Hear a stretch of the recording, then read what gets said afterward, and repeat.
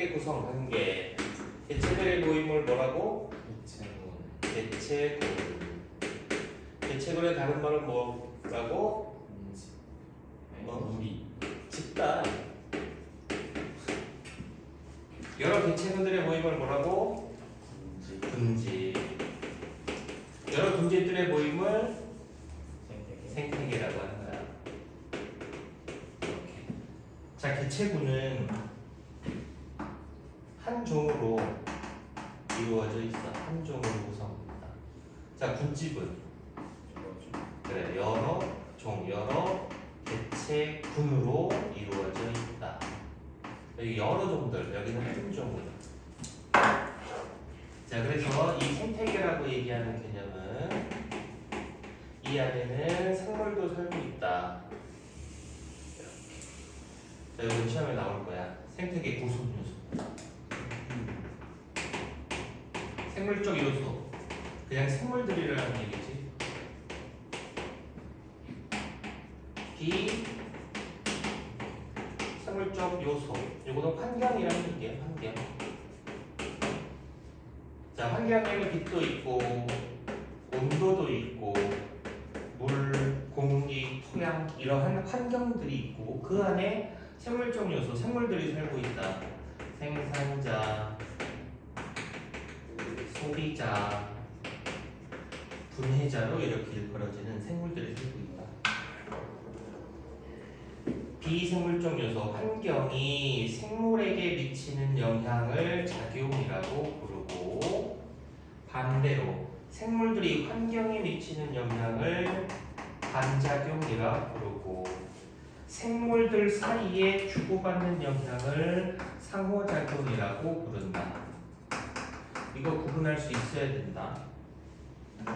자, 작용을 기억이라고 표시하고 반작용을 니은이라고 하고 상호작용은 디귿이라고 표현하죠. 자, 그러면 어떤 거에 해당이 되는지를 판단할 수 있으면 좋겠다. 가을이 되면 단풍이 들고 낙엽이 진다. 뭐게? 온도와 관련된 작용인 거야. 이거는. 자, 가을이 되면은 평균 기온이 떨어진다. 그럼 온도가 내려가게 되면 녹색 색소가 엽록소라고 얘기하는 것들이 파괴가 돼. 그럼 이 녹색 색소에 가려져서 드러나지 못했던 색소가 있어. 카로티노이드라고 하는 빨간색, 노란색 이런 색소들이 드러나는 걸 단풍이라고 하는 거고 그 단풍이 이제 떨어지는 걸 낙엽이라고 하는 거지. 그래서 이것은 작용 중에서 온도가 영향을 준 거야. 온도가.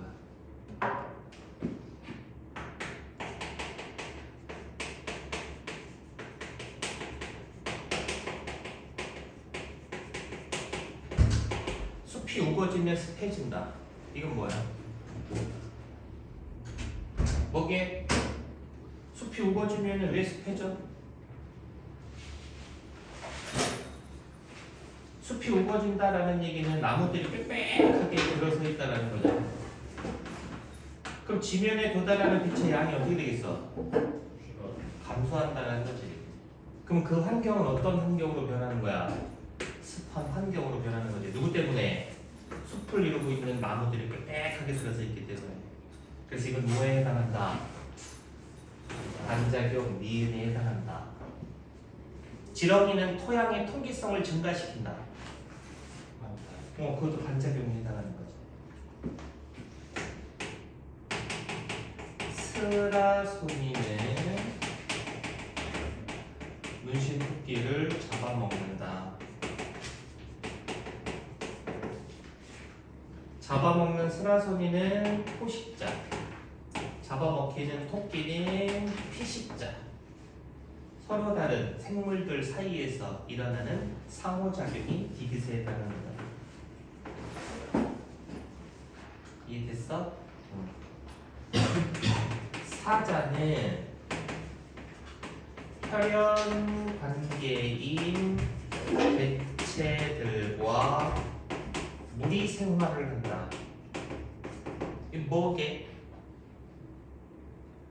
사자는 이렇게 혈연 관계 있는 개체들끼리 같이 살아. 사냥도 같이 하고 자식도 같이 돌보고. 이거 뭔 줄 아냐? 기억니은 디귿 중에? 이것도 디귿이야.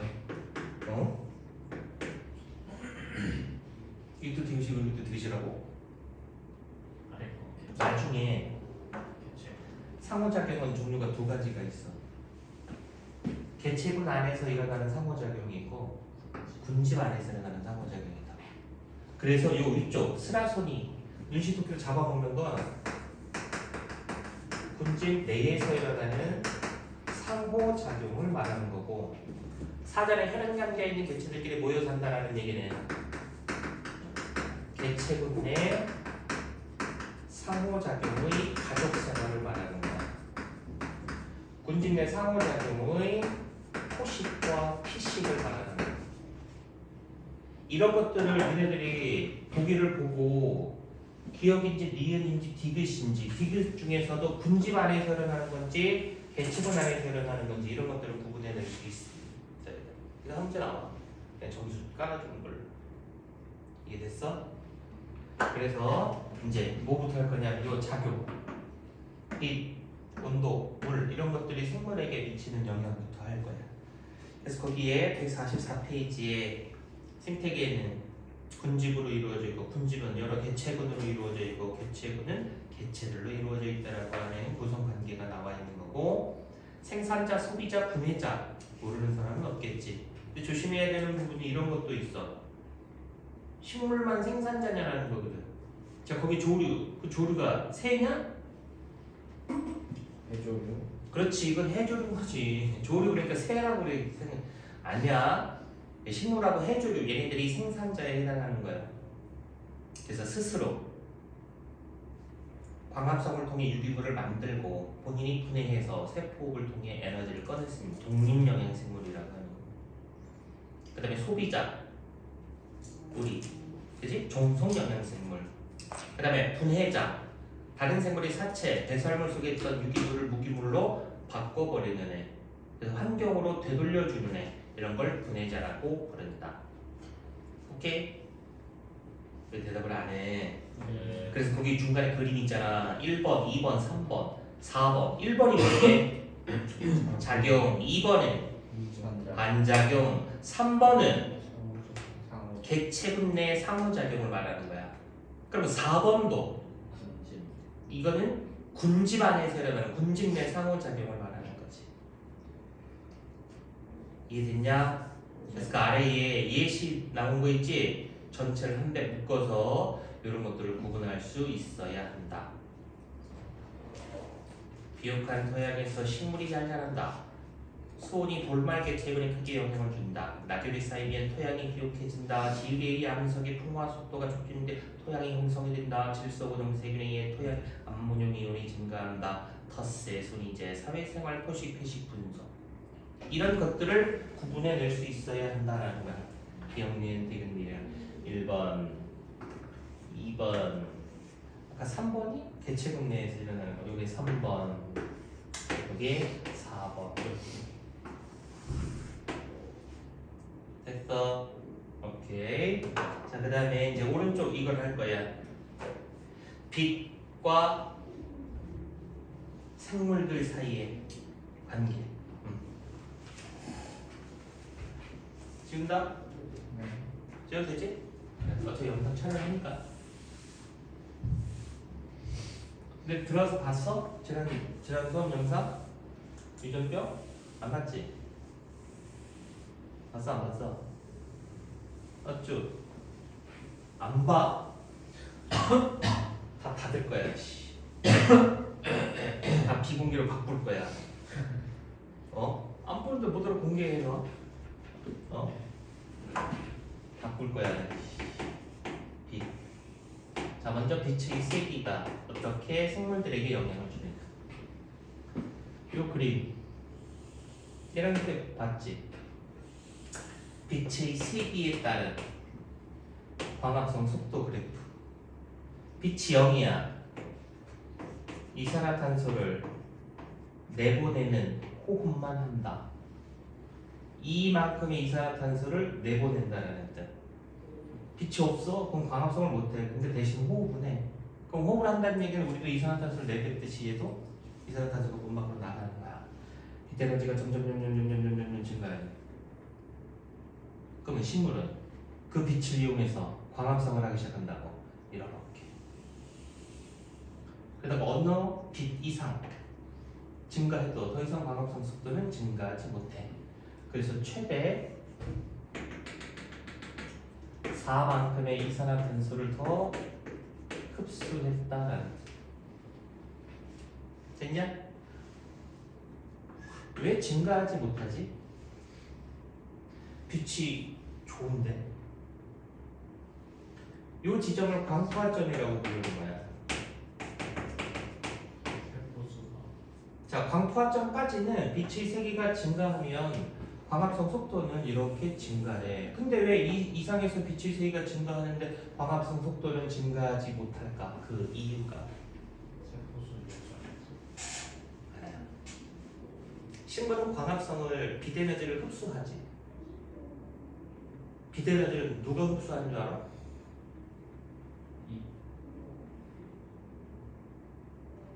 엽록체 안에 들어있는 광합성 색소가 빛을 흡수해. 그럼 여기서 빛이 강한데도 불구하고 더 이상 광합성 속도가 증가하지 못한다라는 얘기는 광합성 색소가 포화되었기 때문이야. 모든 광합성 색소들이 다 빛을 받고 있어. 놀고 있는 애가 없다라는 뜻이야. 그러니까 아무리 빛의 세기가 증가하더라도 광합성 속도는 증가하지 않는다는 거지. 개념 이해됐냐? 네. 빛을 총 3개의 구간으로 나눌 거야. 여기서부터 여기까지. 요거 1번. 여기 요 빨간 요거 2번. 2, 2, 3. 3번. 저 세 종류의 빛에서 식물은 도대체 어떤 일이 일어나는지. 1번일 때 광합성을 할 수 있을까 없을까? 야, 빛이 비추니까 광합성을 하기는 하잖아. 그지? 근데 워낙 적. 그래서 염동체에서 만들어지는 광합성량이 적기 때문에 부산물인 산소 발생량도 적어. 세포 호흡의 미토콘드리아로 충분히 공급되지 못해. 워낙 적은 양이 만들어지기 때문에. 그럼 호흡을 하기 위해서는 산소가 부족하네. 그래서 더 갖고 들어오는 거지. 이렇게. 그럼 더 가지고 들어와서 호흡을 더 했어. 그럼 이산화탄소가 많이 만들어질 거 아니야. 근데 얘가 필요로 하는 양은 조금이야, 조금. 그럼 많이 만들어졌으니까 바깥으로 내보내겠지. 이렇게. 그럼 이때의 빛의 세기가 계속 비추면 광합성을 통해서 만들어내는 양은 광합성량이라고 하고 미토콘드리아에서 호흡으로 사용하는 양을 호흡량이라고 하면 1번 빛은 광합성량이 많아, 호흡량이 많아. 이것도 사용하고 더 가지고 들어와서도 사용을 한다는 얘기지. 그러니까 이거는 호흡량이 많은 빛이야. 그래서 광합성 속도보다 호흡량이 훨씬 더 많아. 그럼 어떻게 된다? 오래 비추면 성장을 한다 안 한다? 못해. 오래 비추면 얘는 죽어. 알겠어? 만드는 양보다 사용하는 양이 훨씬 더 많은 빛의 세기이기 때문에 2번 빛을 2번 여기 그리고 2번 됐어? 자 2번일 때에는 어떤 일이 벌어지느냐 염록체에서 광합성을 통해서 만들어진 부산물인 산소는 미토콘드리아의 호흡으로 충분하게 공급이 되고 여기서 만들어진 이산화탄소도 충분히 공급이 된다. 이해돼? 그럼 여기서 만들어주는 양이 충분하기 때문에 밖으로 이동하는 기체가 있어 없어? 네. 있어. 있긴 한데 없는 것처럼 그래. 돼 있죠. 무슨 말이냐면 여기에서 들어오는 것만 있는 게 아니라 나가는 것도 있어. 근데 들어오는 양이 훨씬 더 큰 개념인 거야. 이거는 들어오는 것도 있지만 나가는 게 훨씬 더 크다라는 거. 그럼 이거는 들어오고 나가는 산소의 양이 같은 거고, 그래서 들어오고 나가고 하는 이산화탄소의 양이 같은 거야. 그래서 뭐라고 표현을 하냐면 외관상 기체의 출입이 없는 것처럼 보인다, 이런 표현을 쓴다. 근데 기체의 출입은 일어나고 있는 거잖아. 그래서 기체는 항상 출입한다라는 거야. 없는 것처럼 보이는 거지. 이해됐어? 넌 체육학원에 뭐하냐? 책 놓고 온 것 같아요. 그럼 꺼내서 필기해야지. 이때는 광합성량하고 호흡량하고 비교하면 누가 많아? 같겠지. 만드는 양하고 쓰는 양이 똑같으니까. 이해됐어? 그럼 이 빛을 계속 비추면은 힘을 잘하겠어? 못 잘하겠어? 못 자요. 그렇지, 못 자라. 얘는 만들고 쓰는 양이 똑같으니까 뭔가 나무야 깨끗했을 거 아니야. 오래 비추면 어떻게 될까? 죽지는 않아. 그대로 그냥 그 상태가 유지가 되는 거야. 그래서 이 2번과 같은 광합성량과 호흡량이 같을 때 이 빛의 세기를 보상점이라고 부르는 거야. 여기가 보상점. 그래서 보상점은 하루에 2번 일어나. 아침에 해 뜰 때, 저녁에 해 질 때 2번. 그러면 이게 해 뜰 때 비치면 1번 빛은 뭐야? 해 뜨기 전 환한 상태. 그럼 해가 지고 난 이후에도 어느 정도로 환하잖아. 그게 1번 빛이다라는 거야. 해 뜨기 전, 해 지고 난 이후. 그 빛에서도 광합성을 하기는 해. 조금. 할때 이해됐어? 자, 그럼 3번 빛을 주면 보상점 이상의 빛이야. 그러니까 워낙 빛이 좋잖아.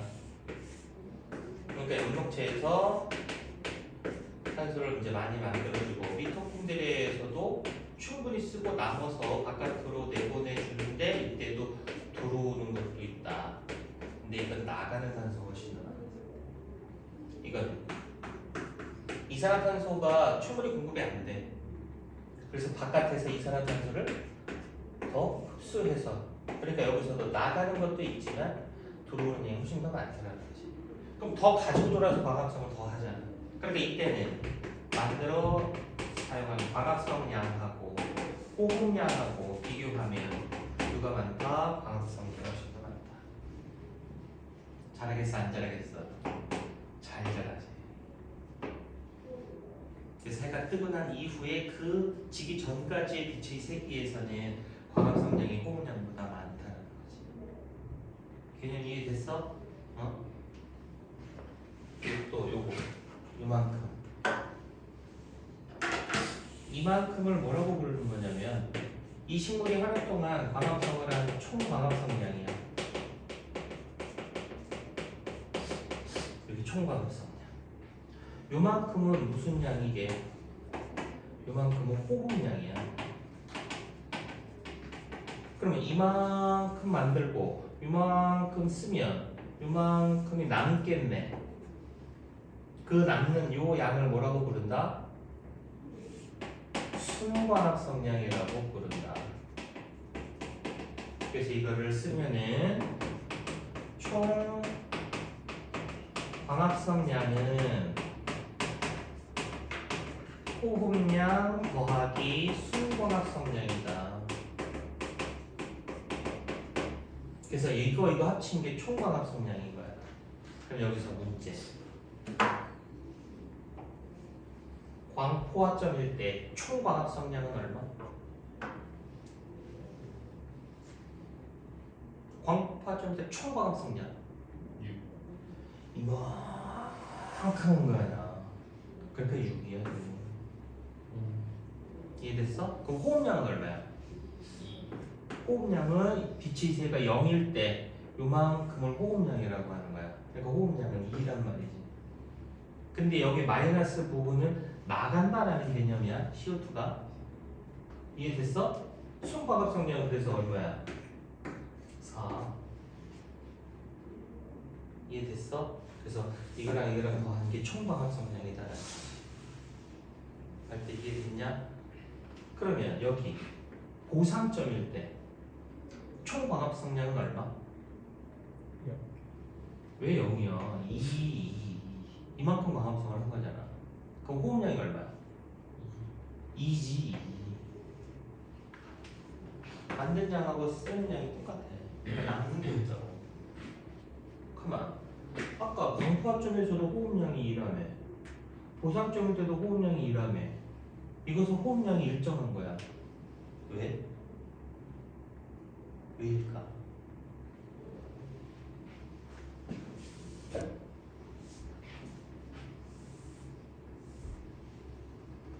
이 그래프는 무엇에 의한 무엇을 알아보는 거야? 빛의 세기에 따른 광합성 속도를 알아보는 거야. 그럼 빛의 세기에 따른 광합성 속도니까 얘가 무슨 변인이 되는 거야? 조작 변인이 되는 거고, 실험 결과에 해당하는 광합성 속도, 광합성 량, 이게 뭐야? 종속 변인이지. 근데 광합성은 빛의 세기에만 영향을 받는 게 아니라 빛의 파장, 온도, 이산화탄소의 농도 이런 것들의 영향도 받아. 근데 그런 것들이 광합성 속도인 종속 변인에게 영향을 주게 해서는 돼, 안 돼? 안 된다고. 그러니까 여기에는 어떤 내용이 숨겨져 있는 거냐면 온도가 일정하다.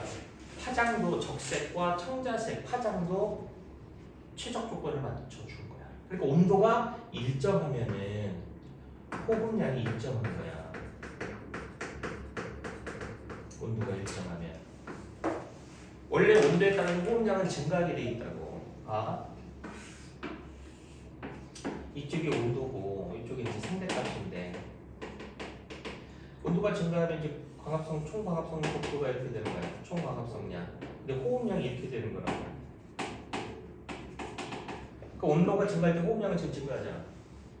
봐봐, 여기는 10도, 여기는 20도, 여기는 30도야. 몇 도에서 식물을 키우면 잘 자라게 할 수 있을까? 무럭무럭 잘 자라게 할 수 있는 온도 조건. 몇 도? 20도. 왜? 총 광합성량에서 호흡량을 뺀 이 그래프의 이 차이가 뭘 의미하기 때문에? 순광합성량을 의미하기 때문이지. 그러니까 20도가 순광합성량이 제일 커. 그러면 요 온도, 요 온도보다 요 온도를 해서 식물을 키우면 잘 자라게 할 수 있다. 그러니까 이 조건은 온도가 증가할수록 호흡량은 증가하는데 여기에서는 이게 온도가 일정하다라고 얘기하는 것이 통제 변인으로 통제되어 있기 때문에 그 온도가 일정하면 호흡량은 일정한 거야. 그러니까 어떤 빛이 비추더라도 호흡량은 항상 2로 똑같다라는 거야. 그래프가. 호흡량 다 똑같아. 어떤 빛이 세계에서도. 이해됐어? 자, 그럼 여기 봐봐. 여기 A라고 하는 요 빛의 세계에서는 총 광합성량이 약 얼마야? 총 광합성량 약 요만큼 총 광합성량을 한 거 아니야? 1. 호흡량 얼마? 2. 아까 호흡량 다 똑같다고 했잖아. 2고. 그럼 총 광합성 1, 호흡량 2 주고 보상점 이상부터 광합성량이 많아지는 거잖아. 호흡량보다. 그래 호흡량을 제거해도 남아. 그럼 광포합점에서는 광합성량이 얼마라고? 6. 호흡량이 얼마라고? 2. 그럼 4가 남잖아. 4가 순광합성량이. 여기는 순광합성량 남는 게 없는 거고 여기는 부족한 거고. 이거 이해됐어? 응? 그리고 이제 3번 빛일 때 이렇게 됐냐? 이거는 찍을래 말래? 지워? 영상. 아 영상으로? 오케이 좋아. 이거 다 이해했어? 자 봐. 여기서 끝나는 게 아니라 요거 빛의 세기가 식물에게 미치는 영향에 대해서 두 식물이 나와. 세기에 따른 어떤 애는 이렇게, 어떤 애는 이렇게 가식물, 나식물.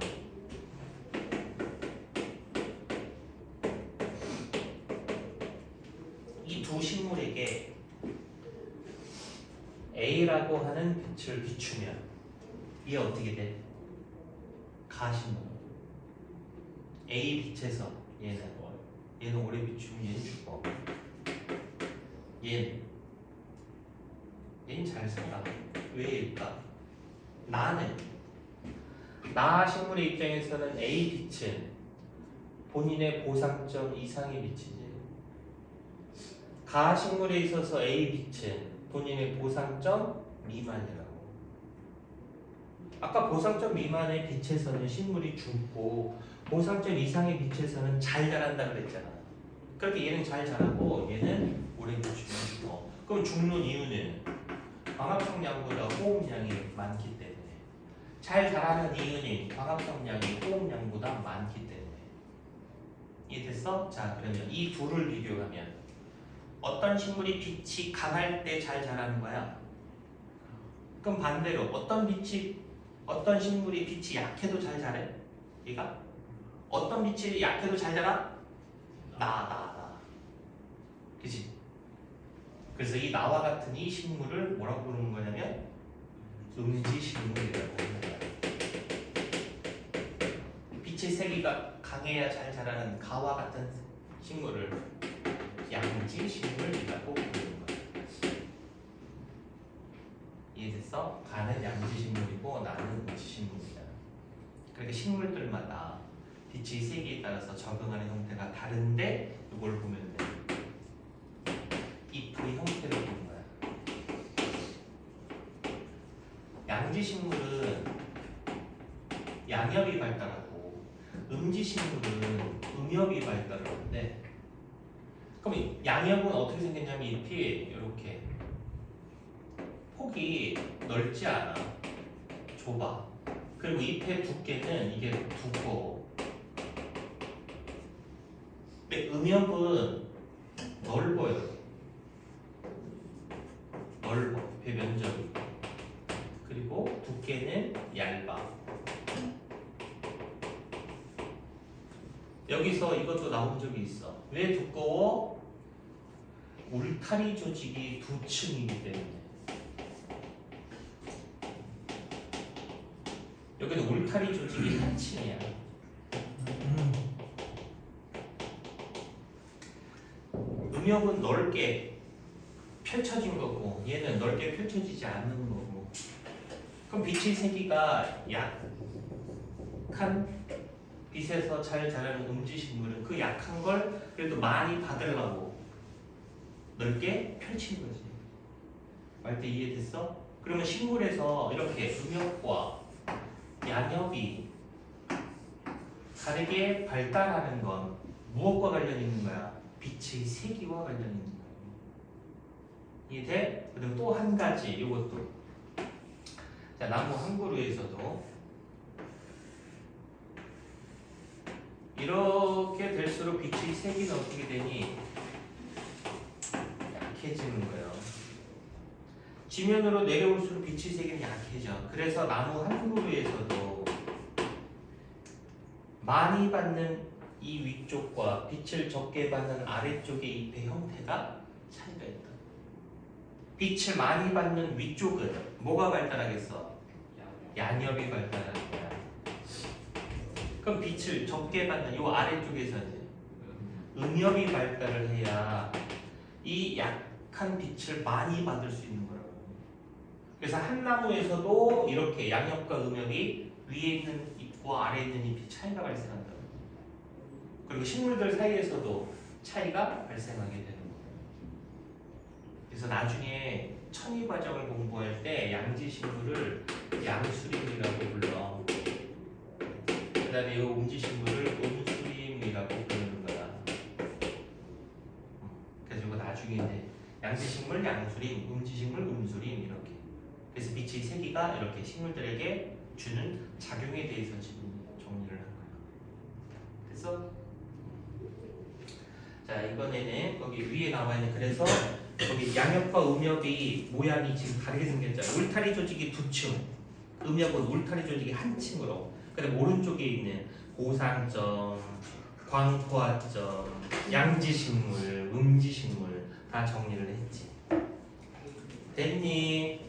그 다음에 이제 1조 시간이라고 되어 있는 게 있네. 1조 시간.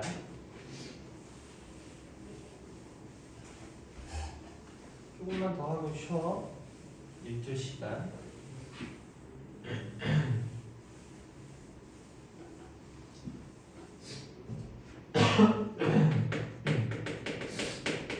일조량이 뭐니? 지면에 도달하는 빛의 양이 일조량이지. 자, 그럼 1조 시간은 빛이 비치는 시간을 1조 시간이라고 하겠지. 자, 봄, 여름철에 피는 꽃들이 있지. 대표 그냥 개나리라고 하자. 가을에 피는 꽃의 대표. 코스모스. 그래, 내가 좋아하는 꽃이 코스모스. 얘는 가을에 펴, 얘는 봄에 펴. 봄과 여름철에 피는 이러한 식물들을 뭐라고 부르냐면 봄과 여름은 낮의 길이가 길잖아. 그지? 그래서 장, 일, 낮이 길 때 꽃이 피는 식물이다. 이렇게 합니다. 그러니까 개나리는 장일 식물이야. 그럼 코스모스는 가을이면 낮의 길이가 짧지. 단일 식물. 이렇게 낮이 짧을 때 꽃이 핀다라는 거지. 국화, 뭐 코스모스 이런 것들. 됐어? 얘는 안 필까? 얘는 가을에, 얘는 봄에 안 필까? 안 펴. 얘는 꼭 이때만, 얘는 꼭 이때만. 왠지 실험을 했어. 빛의 세계를 달리해 가면서 광합성을 시킨 거야. 이렇게. 자, 꽃이 피는지 안 피는지를 봐봐.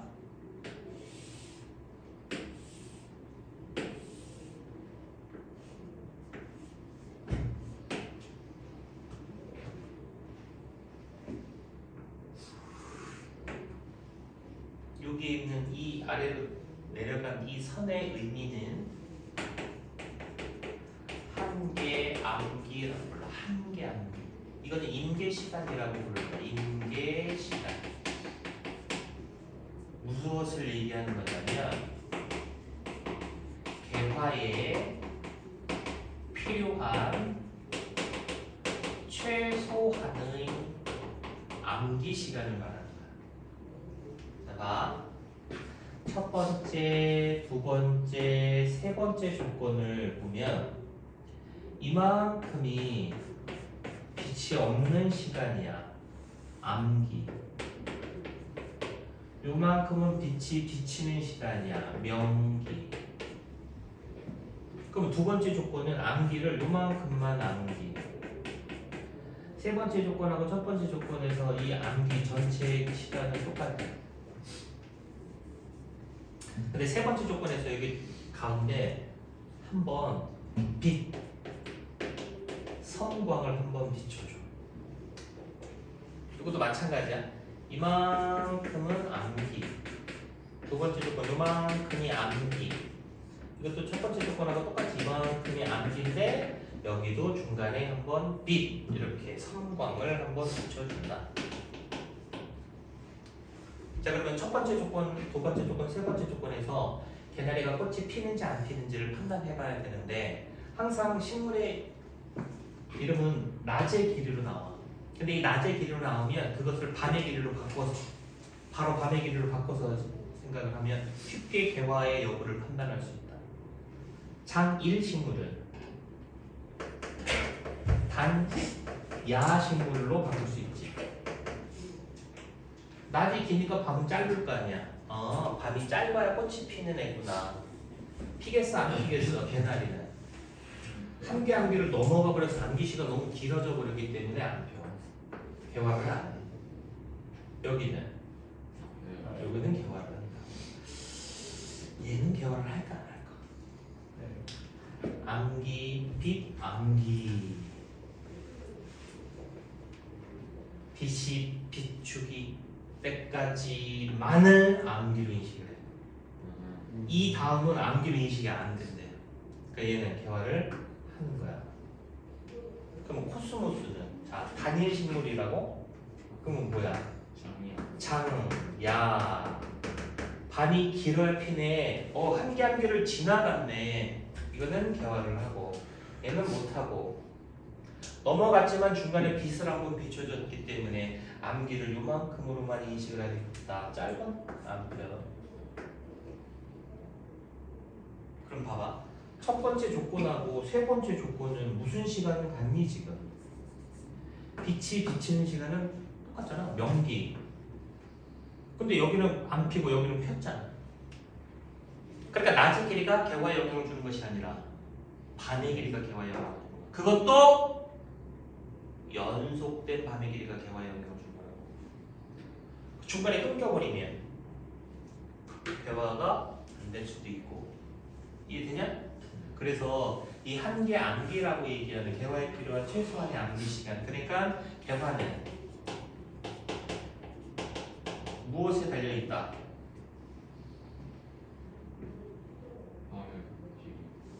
연습생 암의 길이에 영향을 받는다. 연속된 밤의 길이가 개화에 영향을 준다. 자 그럼 여기서 나는 개나리를 가을에도 보고 싶어. 그럼 어떻게 하면 돼? 빛을 줘요. 밤에 그냥 환하게 켜주면 돼 빛을. 이해됐어? 그래서 온도가 뭐 가을하고 봄이 비슷할 때 가끔 얘가 가을에 펴. 가로등 밑에 있는 애. 가로등은 이제 해가 넘어가면 이제 바로 켜지잖아. 그러니까 그 불빛 때문에 이 개나리, 그 밑에 있는 개나리는 지금 낮이구나 라고 생각해서 밤이 짧아졌다는 걸 인식을 한다. 그렇게 피운다고. 자 코스모스를 하는 봄에 꽃 피우고 싶어. 그럼 어떻게 하면 돼? 어두움 시간을 길게 해줘야지. 그럼 얘는 봄에 꽃이 핀다. 이게 됐어? 그러니까 개화는 누가 영향을 주는 거야? 연속된 밤의 길이가 영향을 주는 거지 낮의 길이가 영향을 주는 것이 아니다. 이런 자료들을 해석해낼 수 있으면 된다. 그래서 낮의 길이가 나오면 밤의 길이를 얼른 바꿔. 그럼 금방 해석이 되니까. 개화의 역으로 발로 차지 마라. 이놈의 자식이. 왜 괴롭혀? 너 신호 왔어? 빨리 가. 신호 안 왔어? 쉬는 시간이 가요. 쉬는 시간 딱 맞춰서 신호가 와? 네. 지금 가도 할 수 있긴 한데. 뭘 해? 빛의 타자. 그만 괴롭히라고. 앞으로 당겨. 이 괴롭히니까 막 기침하잖아. 타자. 이것들도 손 붙잡고 손 안 떼? 이 손 붙잡고 있어.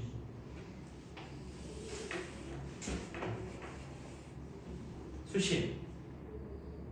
손 올려. 묶어놓는 수가 있어. 적색, 청색. 파장은 누가 짧아? 누가 파장이 짧아? 청색. 청색이 파장이 짧지. 그럼 누가 에너지가 많아?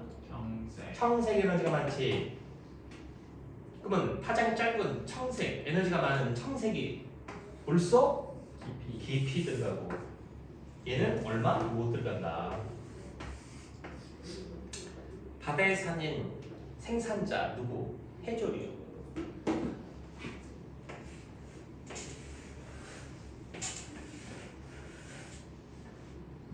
팔에 얼마 못 들어가. 미역, 다시마 얘는 팔에보다 조금 더 깊이 들어가서 살 수 있어. 긴 우뭇가사리 얘네들 같은 경우는 더 깊이 들어가서 살 수가 있다. 왜일까? 이렇게 수심에 따라서 해조류들의 분포가 왜 달라질까? 그거는 들어오는 빛의 파장에 적응한 결과야. 김은 이렇게 물속 깊이 들어가서 살 수 있는 건 들어오는 청색광을 잘 흡수해서 그것을 이용해서 광합성을 할 수 있게 적응을 한 거야. 그래서 얘네들이 어떤 색소를 가지고 있냐면 홍조소라고 하는 빨간색 색소가 있어. 그래서 김과 우뭇가사리를 홍조류라고 하는 거야. 미역과 다시마는 갈색 색소를 갖고 있다고. 갈조소. 그래서 미역 다시마는 갈조류. 얘는 녹조류라고 하는 거야. 엽록소 A, B, 카로티노이드 이런 걸 갖고 있고. 졸립지? 해조류들마다 수심에 따른 분포가 달라진대. 왜 그렇다고? 누가 영향을 준 거야? 빛의 파장이 영향을 준 거야. 그래서 빛의 파장에 따른 해조류들의 보색 적응이라고 표현을 한대. 반대 색깔을 가지고 있는 색소여야지만 붉은색에서 청색광을 잘 흡수할 수 있대잖아. 이해돼? 그래서 거기 나와 있는 빛의 파장이 이렇게 해조류에 영향을 준 내용이 나옵니다. 그럼 거기 네모 박스에 들어가는 거. 깊은 바다에는 적색광보다 청색광이 주로 도달하므로 이를 이용할 수 있는 누가 분포하게 된다? 홍조류가 분포하게 된다. 이해됐어?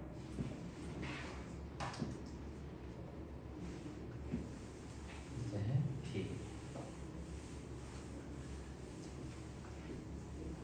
그러면 동물들은 빛에 대해서 영향을 안 받아?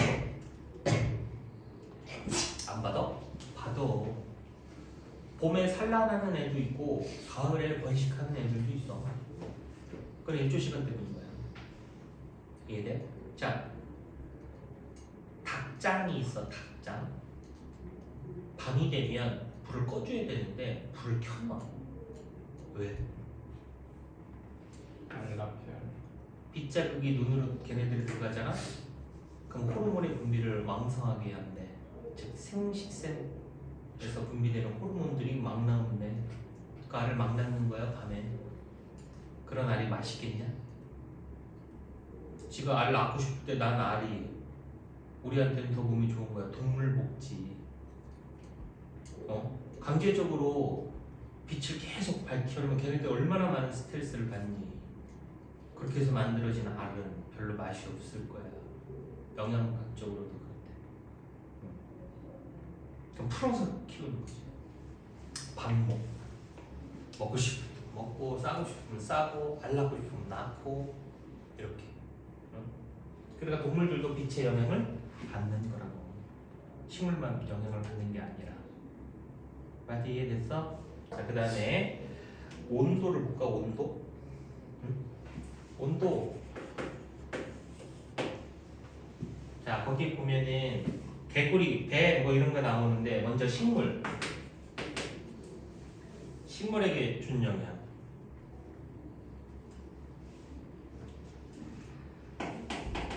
가을에 단풍이 든 다음에 그리고 낙엽이 진대. 이것은 온도가 영향을 준 거야.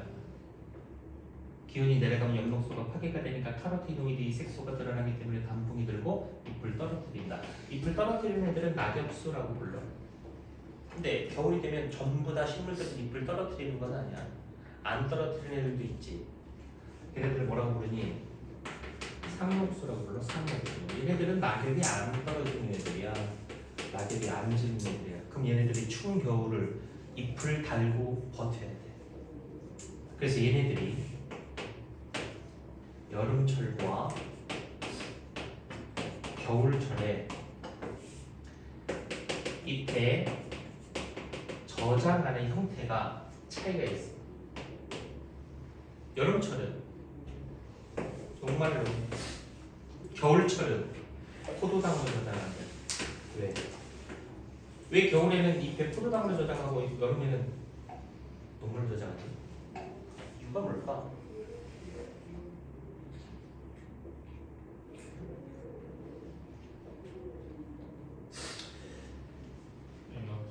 맹물이 빨리 얼어, 소금물이 빨리 얼어.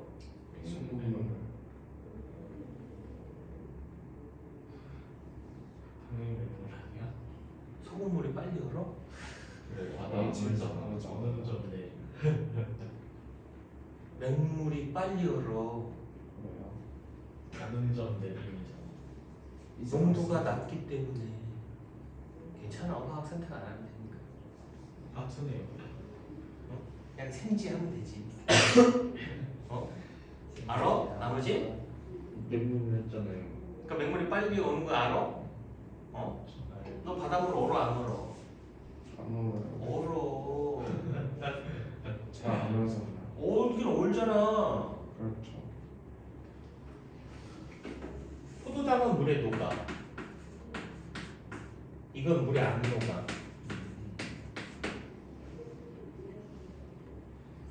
이게 안 봐? 물에 녹지.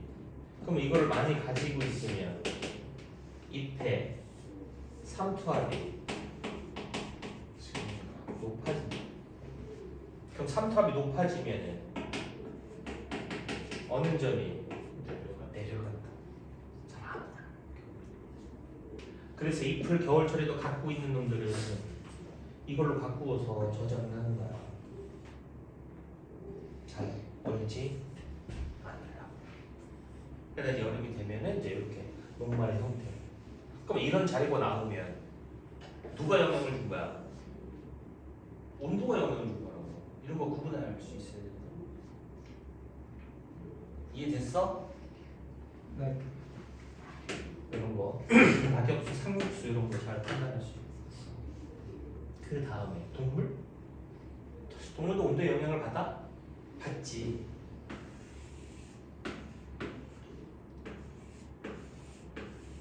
이게 누구야? 볶음 여우. 얘는 상지 사막 여우. 얘 이렇게 귀가 작아. 얘는 이렇게 커. 왜 그래? 열. 온도에 관련 있는 거지. 자, 추워. 여기 더워. 그럼 추운 데 살면은 귀를 작게 해야 열, 방출량을 줄여서 살 수 있지. 여기 덥지. 귀를 크게 만들어야 열, 방출량을 증가시켜야 살 수 있는 거지. 자, 잘 생각해봐. 덩치가 커지는 생물들은 이 문제를 해결해야 살아갈 수가 있어. 어떤 문제를 해결해야 하는 줄 알아? 덩치가 점점 커지는 애들은 코끼리.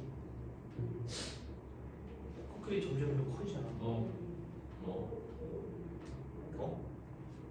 이 문제를 해결해야 코끼리는 살 수 있다니까. 내부에서 발생한 열을 효과적으로 내보낼 수 있어야 돼. 이렇게 된 거예요. 그래서 주름이 피부에 잡혀있는 거야. 우리는 피부가 매끈매끈하지.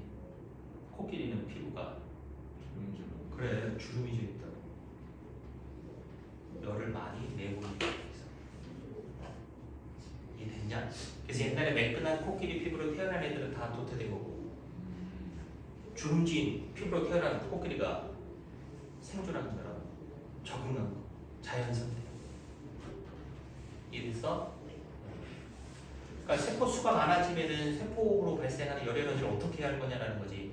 효과적으로 내보내야 된다는 얘기야. 그럼 얘도 마찬가지거든. 더운 데 살면 귀를 크게 해갖고 내보내고 몸집을 작게 만들어서 적게 열을 만들어내야 된다. 이쪽은 춥지. 빼앗기는 걸 줄여야 되는 거고 몸집을 크게 하면서 많이 열을 만들어내야 되는 거지.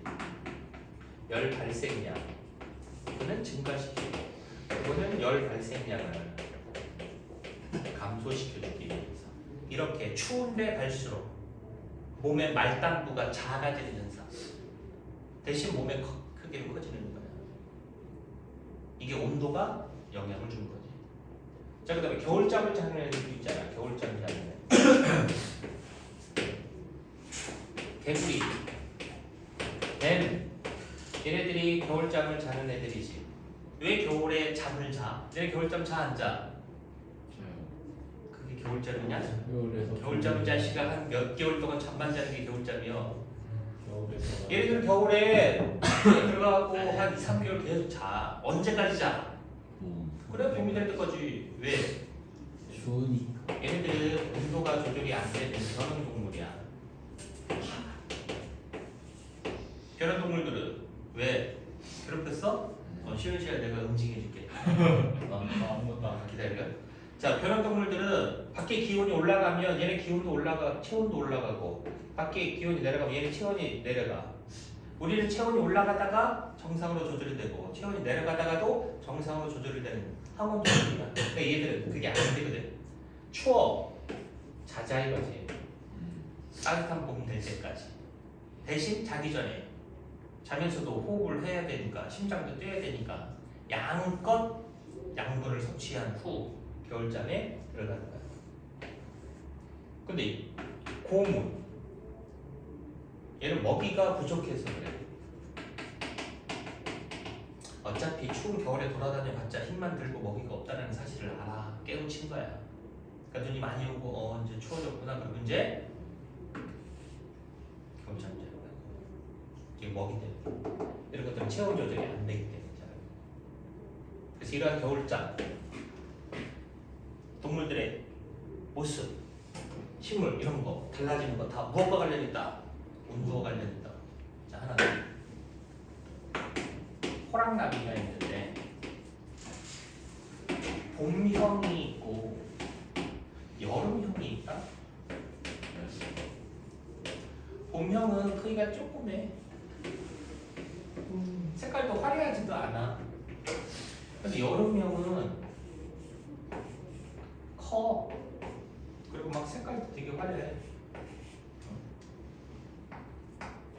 색깔도 막 화려하다. 왜? 아니 똑같은 호랑나비인데 누구는 왜 봄에 깨어나는 애들이 이렇게 조그맣고 여름에 깨어나는 애들이 이렇게 크기가 커? 잘 생각해봐. 곤충은 나비의 발생 과정이 어떻게 되니? 나비의 발생 과정. 애벌레. 알. 그 다음 애벌레. 애벌레. 그렇지. 번데기. 자, 그럼 봄에 개체가 되는 애들은 번데기 시절을 언제 겪어?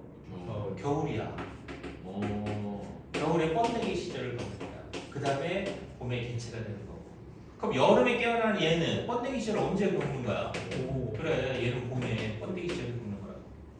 그러면 봄은 따뜻하잖아. 얘는 춥잖아. 그러니까 이쪽은 물질 대사가 잘 일어나지 않아. 그러니까 작아. 근데 이거는 따뜻한 봄에는 그 물질 대사가 활발하게 일어난다고. 그래서 이렇게 덩치가 커지는 거야. 알겠어? 그래서 이렇게 호랑나비에 따라서 계절형이라고 불러. 계절형. 호랑나비의 계절형이 차이가 있는 것 무엇과 관련이 있다? 온도 관련 있다. 온도. 알겠어? 주어진 자료들이 무엇에 영향을 받은 건지를 판단할 수 있어야 된다니까. 이게 온도에 영향을 받는 건지 빛에 영향을 받는 건지 물에 영향을 받는 건지 이런 것들을 구분할 수 있어야 된다. 그래서 책의 온도, 개구리 뱀은 온도가 낮으면 겨울잠, 프랩수, 그 다음에 단풍, 뭐 이런 내용 나오고, 북극류, 사막류, 뭐 이런 내용 나오고, 물. 다 왔어 이제. 물.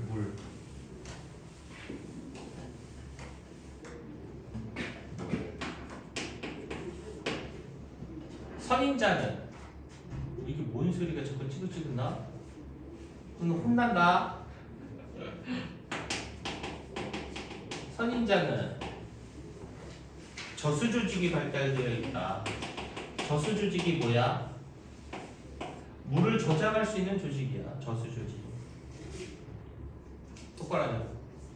엉덩이 쭉 펴고 허리 딱 펴고 너도 허리 펴고 만지지 마. 어깨 좀 걸로. 아니 됐어 하지 마. 떨어져. 뒤로 가. 너 왜 네가 앞으로 와? 저 앞으로 안 했어요. 뒤로 가. 너 앞으로 고. 네. 떨어져. 저수 조직이라고 얘기하는 것을 가지고 있어야 그 사막이라고 하는 환경에서 살아갈 수가 있기 때문에. 이해됐냐? 근데 얘네 알아? 연꽃? 이 어디 살아? 연꽃을. 그래, 물에 살잖아, 물에. 얘네들은 통기 조직이 발달되어 있어. 어? 통기 조직이 뭐야? 동기. 어? 이거 동기. 얘 맞아야 돼요. 너도 잠깐 쉬는 시간에 대기. 공기가 통할 수 있는 기관이라는 얘기가 통기 조직이야. 그럼 공기가 통한다는 얘기는 가볍다는 얘기잖아. 그래서 줄기가 공기가 통할 수 있는 통기 조직 이런 것들이 수생식물들에서 발달한 거고. 그러니까 건조한 데에 사는 선인장 같은 건생식물은 뭐가 발달하는 거야? 저수 조직이라고 하는 이런 것들이 발달하게 되는 거야. 동물들도 물과 관련된 형태가 있지. 개구리는 알 껍질이 있어 없어? 없어, 양서류는. 근데 파충류는, 있어. 껍질 조류는 있어. 얘네들은 단단한 알 껍질을 갖고 있다고. 왜 알 껍질을 갖고 있어? 물을 빼앗기지 않는. 수분 증발을 막기 위해서. 손 올려. 다리를 했어. 그러니까 손을 올리라고. 야, 물속에 알 낳는 물고기나 양서류는 아니 알껍질을 갖고 있을 필요가 없잖아. 이렇게 이해돼? 그래서 얘네들 그리고 몸이 비늘이라든가 이런 것들로 덮여 있고, 곤충 같은 경우는 키틴으로 이렇게 몸집이 덮고 있어서 수분 증발을 막을 수 있다는 거지. 이해됐어? 응? 그러니까 그런 것들이 바로 물과 관련된 동식물들의 적응 현상이라는 거야. 그래서 거기 또 나와 있지. 물에서 자라는 연의 줄기와 뿌리는 통기 조직. 됐냐? 선인장에는 거기 네모 뭐가 들어가야 돼? 저수 조직. 오케이. 공기 이거는 뭐 우리보다 저기 고산지대 사는 사람들이 뭘 많이 갖고 있다. 적혈구가 이쪽이 더 많아. 우리는 여기 혈액 1세제곱밀리미터 안에 요 안에 들어있는 적혈구의 개수가 450에서 500만 개 정도 들어있는데, 이 사람들은 저기 고지대에 사는 사람들은 적혈구가 한 700만 개 정도로 이 지금 훨씬 더 많은 수의 적혈구를 갖게 되는 거야. 왜 그럴까? 이쪽은 쌍꼭대기는 분압이 낮아. 그럼 분압이 낮다라는 얘기는 이 사람들의 몸으로 들어오는 양이 적다라는 얘기야. 그러면 여기서 뭐 들어오는 기체가 적으니까 세포한테 갖다 주는 양도 적어야 되냐? 네. 폐에서 받아들이는 공기량이 적으니까 세포 쪽으로 운반이 되는 산소의 양도 적어야 돼? 여기랑 여기랑 똑같아. 빨리 갖다 줘야 되는 게 중요한 거야. 그래서 이쪽은 운반해주는 적혈구의 숫자를 증가시키는 거야. 고산지대 사는 사람들 같은 경우. 평지 사람보다 이게 훨씬 더 많아. 그럼 그런 사람들이 내려오면은 이 하루아침에 되는 건 아니고 오랜 시간 지나서 이렇게 남게 된 거지. 자, 그 다음에 공기, 동물의 호흡이나 식물의 광합성 결과 공기 조성에 영향을 준다. 그러니까 이산화탄소는 식물이 광합성의 재료로 사용하고, 그 다음에 세포 호흡을 통해서 만들어진 이산화탄소는 산소는 다시 방출되고, 이걸 계속 돌려 쓰는 거지. 그러니까 공기 조성 당연히 바뀔 수밖에 없지. 말 때 이해돼? 토양, 그 안에는 세균, 버섯과 같은 분해자들이 살고 있는데, 이 분해자들에 의해서 사체라든가 배설물들이 다시 환경으로 되돌려줘야 한다는 거야. 이해됐어?